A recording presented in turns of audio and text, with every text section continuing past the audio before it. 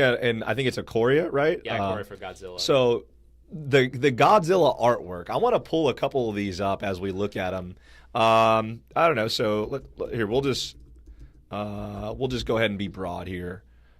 So when I saw these cards online, oh man, I just clicked a sales link. Here we go. Well, here we go. This will work.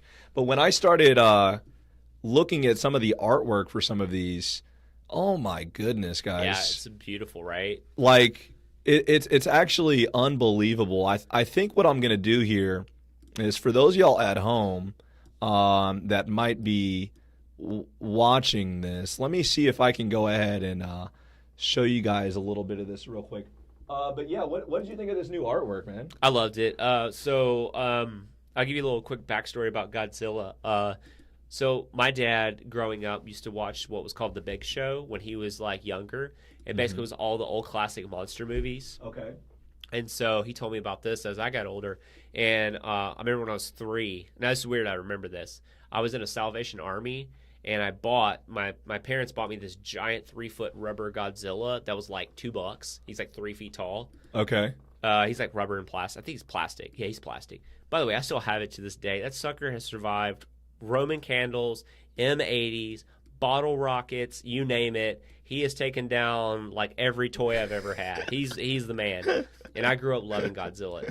Even though the movies were campy, I really just enjoyed Godzilla. So for me, seeing this in my favorite game of all time, Magic, but seeing like my childhood like come to life in this card game is amazing. And I love it. Like I'm super pumped. Like there's some really good cards in Ikoria that are just ultra powerful. But I'm not a collector of cards anymore. I don't like to collect cards. I just like to. Well, I guess you technically always collect cards, but I don't like. Oh, I gotta have a set of this. Like I gotta complete a set.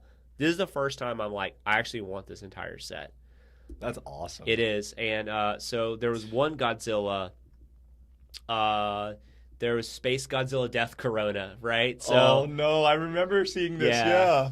Yeah. So, and people thought that like when Wizards designed the set, they designed it like way before the coronavirus ever happened. And what people don't know is that if you don't really know this, like that's his actual move in the movie is he has like the Death Corona beam. So oh man, oh poor timing for all that to happen. Yeah, Space Godzilla, awesome character though, but he's sweet. But yeah, like what's really cool is the big Godzilla in the upper left hand corner. That's the buy a box promo.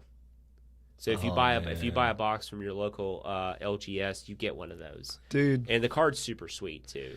I mean, all of these, when I saw these, I was like, yo, that is one of the coolest things that I've ever seen. And I just want to do this real quick. I want to see if I can zoom into this.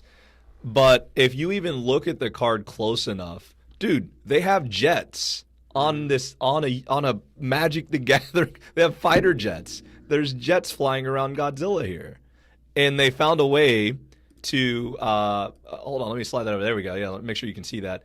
I'm trying to make sure that our viewers at home can see this. I know some of you listen on wherever you listen to your podcast. If you ever want to check out the videos, we do have clips of the entire podcast uploaded to our video channel. But like I said, this stuff just blew my mind with how they did this. I thought this was so cool. I thought it was a home run. And again, obviously Twitter, the epic battleground for breeding pool of people with negative attitudes.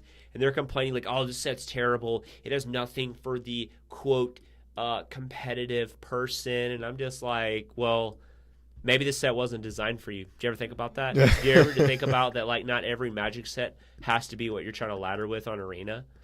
Like what cards you're probably actually not physically going to buy. They wanted to do something that was really cool and awesome, unique to the flavor and the format of the set, and I think they did a great job. And Mothra's a sweet card. Like, that card's great. Honestly, I haven't read.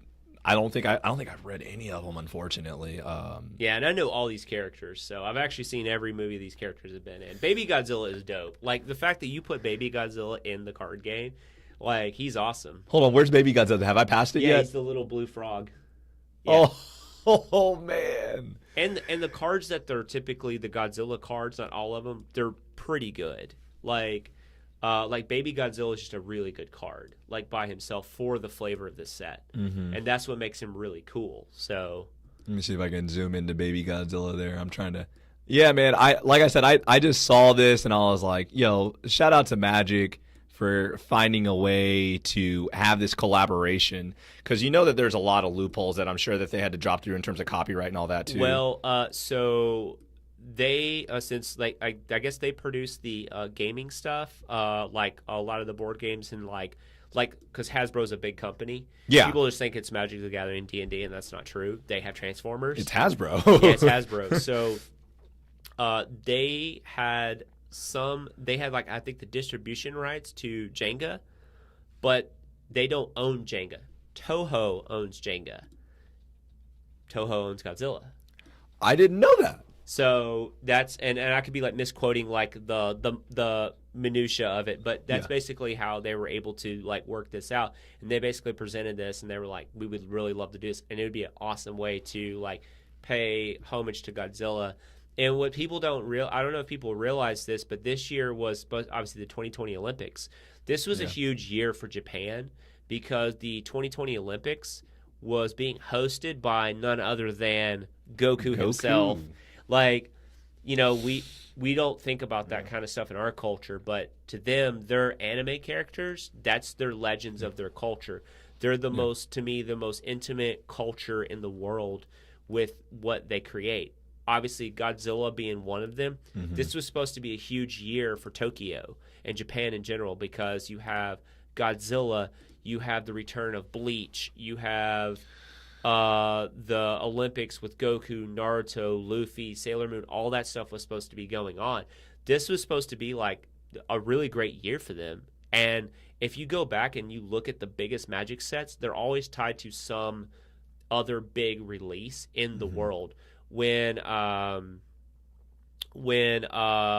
of Spark came out and they released that trailer that got 6 million views in like 2 days, and it was trending on Twitter. Yeah. And it was like the #1 trending thing on YouTube. If you haven't watched the War of the Spark trailer where they put like actual music and animation together, it was huge. Yeah. It like blew like Twitter and like YouTube up. People were like, dude, I don't even know what Magic the Gathering is, and this is sweet. That's awesome. And they used the cover of the Linkin Park song for it. They released it on the weekend that it was right around the weekend of Endgame and the series finale of Game of Thrones. They always tie that stuff in together. When they released the Eldrazi set when something big was going on, and it had something to do with pop culture. They released Innistrad when Innistrad had something to do. Like, if the original Innistrad set was amazing. It took the flavors of all the monsters of literature and they put it in a set.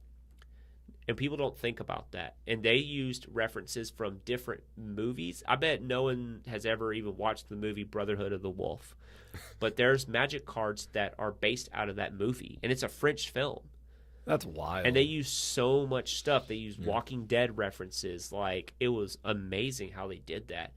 I think people don't think that the people at R&D and who create these cards, they're way more clever than you think.